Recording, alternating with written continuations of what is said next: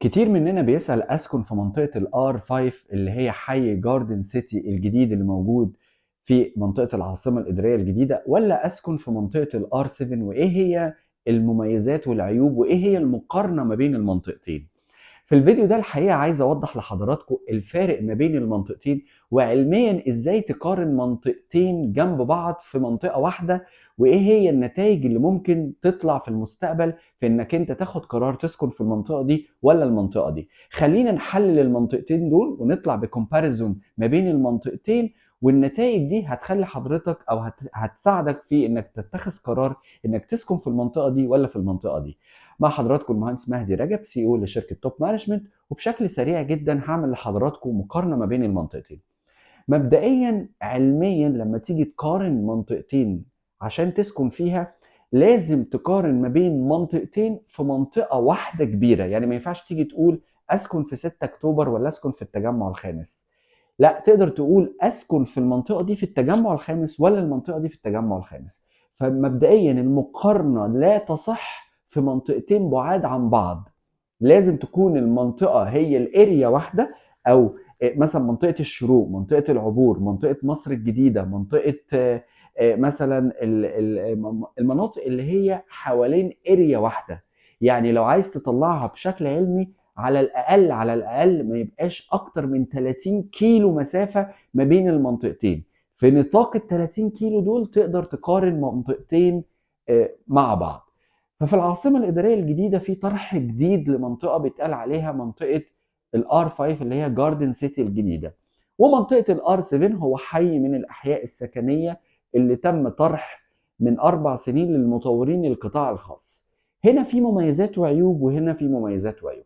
طيب، انا هرتب لحضراتكم المعايير اللي بنقيم عليها، ومن ثم نمسك واحد واحد نقيم بيهم. طيب، مبدئيا الموقع الجغرافي لمنطقة الار 5 هي منطقة مميزة كموقع جغرافي، موجودة في منطقة العاصمة الإدارية الجديدة جنوب المرحلة الأولى. ومن ثم المنطقة دي عشان تقدر تدخل لها عندك 4 طرق. أول طريق محور بن زايد الجنوبي، محور الموازي لبن زايد الجنوبي، بعد كده جنوب منطقة الار 5 والار 4 الار 4 و5 و6 جنوبها برضو في محورين بيتأسسوا هناك. ف والدائري وطبعا اللي هو المنطقه جنوب او اللي هو بيتقال عليه طريق العين السخنه. كل دي 4 طرق تقدر توصل بيها لمنطقه الار 5. ده موقعها الجغرافي. من الجهه الغربيه الار 5 جنبها الار 4، ومن الجهه الشرقيه الار 6، وشمالها محور بن زايد الجنوبي، جنوبها المحور الجنوبي اللي لسه ما اتسماش بس هو طريق متسفلت تقدر تعدي عليه. ده الموقع الجغرافي او طرق الدخول والوصول للمنطقه دي. يبقى انت علميا بتقارن المنطقتين، كيفيه الوصول للمنطقتين. طيب الار 7 برضو محور بن زايد الجنوبي، بيحدها من الجهه الشماليه، وبيحدها كمان محور الجامعات اللي هو في الجامعه البريطانيه، ومن ثم تدخل طبعا على الجامعه السويديه وامتداد لمنطقه المستثمرين، ومن ثم منطقه الار 8. بيحدها من الجهه الغربيه منطقه محور العاصمه اللي هو في الاكسبو سيتي، وبرده جزء من الجامعه البريطانيه جاي من طريق العين السخنه. وجنوبها الفاصل ما بين المرحله الاولى والمرحله الثانيه، وشرقها طبعا منطقه منطقه الحي الدبلوماسي، سوري. فدي حدود الجغرافيه لمنطقه الار 7. في الحقيقه لو جيت بصيت للمنطقتين، منطقه الار 7 موقعها افضل من الار 5. وجودها قدام الاكسبو سيتي، وجود الجامعات التانية برضو فيها جامعات، بس الاماكن المحيط الخاص بمنطقة الار 7 هو افضل من الار 5. الار 5 هي موجودة في وسط منطقتين كبار على شريط في الدخول والخروج ليه، سهولة الوصول ليه مش زي منطقة الار 7. الار 7 انت جاي من الجنوب، من الشمال، من الدائري الاقليمي، من محور الجامعات، محور بن زايد الجنوبي، فهو والامتداد الطبيعي ليه مع المناطق المحيطه ليه بتديله فاليو في الجزء الخاص باللوكيشن افضل. ده منطقه الار 7 من حيث لو بنعمل كومباريزون ما بين الموقع الجغرافي.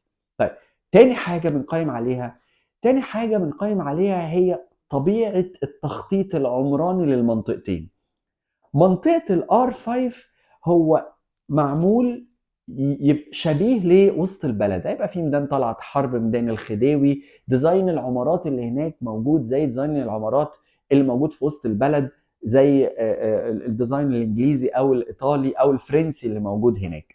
الكونسبت كلاسيك هناك، ومعظم الفلل والعمارات المبنيه هناك مبنيه على التراس، اللي هو تدخل تلاقي البيوت هناك تريبل او دبل هايت، السقف مرتفع جدا، وفي بيوت كتير قوي هنا سمارت هوم، والشوارع احسن كمان من الار 7 من الار 3 سوري. وتوزيع الشوارع والميادين معمول بكونسبت للناس اللي بتحب التراث القديم او الكلاسيكي اللي هو حي جاردن سيتي اللي موجود في وسط البلد. ده التخطيط العمراني.